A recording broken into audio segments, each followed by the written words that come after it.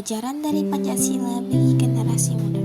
Assalamualaikum warahmatullahi wabarakatuh. Saya Laudia Cynthia Bella. Pada video kali ini saya akan membahas tentang perkembangan Pancasila dari masa ke masa, mulai dari masa kemerdekaan hingga masa reformasi.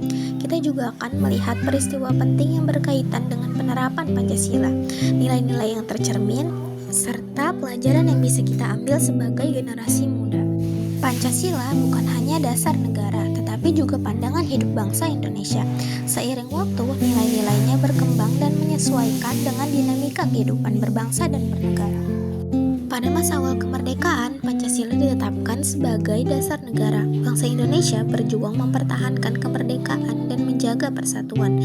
Nilai-nilai seperti gotong royong dan nasionalisme sangat terasa di masa ini. Setelah kemerdekaan, Indonesia sempat berubah menjadi Republik Indonesia Serikat. Walau bentuk negaranya berbeda, Pancasila tetap menjadi dasar ideologi nasional. Namun, karena keinginan rakyat untuk bersatu kembali, Indonesia akhirnya kembali menjadi negara kesatuan Republik Indonesia. Pada masa demokrasi terpimpin, Presiden Soekarno mengeluarkan Dekret Presiden pada tanggal 5 Juli 1959. Langkah ini menegaskan kembali bahwa Pancasila adalah dasar negara.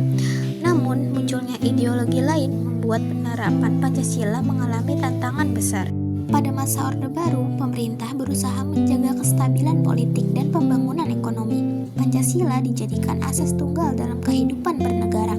Namun, penerapannya sering hanya bersifat formal tanpa makna yang mendalam. Peristiwa pentingnya yaitu pada masa reformasi, karena masa reformasi membawa kebebasan yang lebih luas bagi rakyat Indonesia.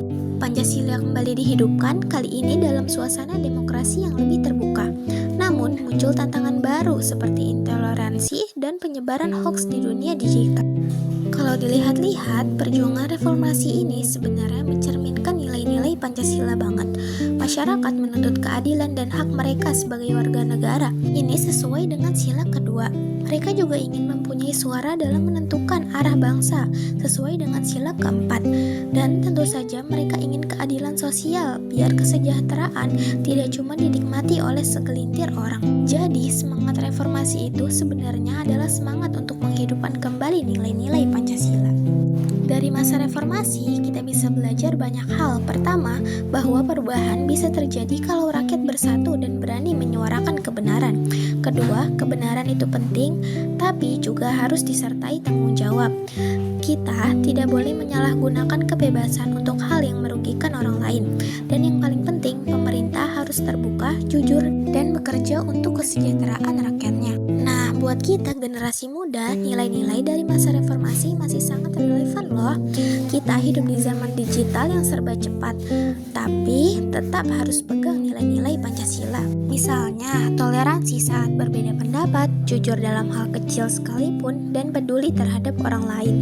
Kita juga bisa menerapkan nilai-nilai Pancasila di media sosial, seperti tidak menyebar hoaks dan menghargai sesama di media sosial. Dengan begitu, semangat reformasi tetap hidup dalam diri kita, generasi muda Indonesia. Jadi teman-teman, masa reformasi mengingatkan kita bahwa Pancasila bukan hanya ide besar di buku pelajaran, tapi pedoman untuk hidup sehari-hari.